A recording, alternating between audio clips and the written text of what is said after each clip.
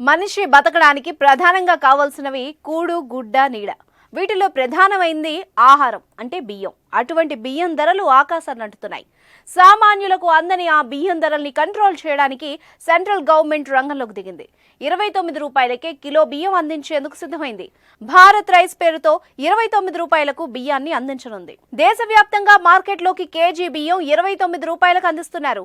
Food corporation of India ద్వారా subsidy బియ్యం రూపంలో 29 రూపాయలకు పంపిణీ చేయబోతున్నారు. గజం కేవలం 4,500 రూపాయలతో 165 గజాల భూమి కేవలం 8 లక్షలు మాత్రమే. రీటైల్ అవుట్లెట్లలో ఈ బియ్యాన్ని ప్రజలు కొనుగోలు చేసుకోవచ్చు. National agriculture cooperative marketing federation, national cooperative consumer federation limited, central Bhandar స్టోర్లు, మొబైల్ వ్యాన్ల వంటి పలు ప్రభుత్వ ఏజెన్సీల ద్వారా భారత్ రైస్ అందుబాటులోకి వస్తుంది.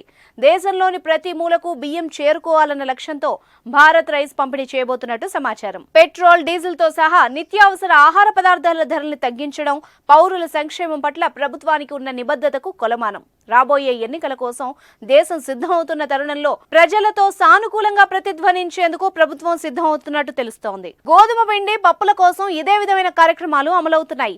సామాన్యులకు నిత్యావసర వస్తువుల్ని మరింత అందుబాటులోకి తీసుకురావాలన్న ప్రభుత్వ సంకల్పాన్ని భారత్ రైస్ బలపరిచేలా ఉంది.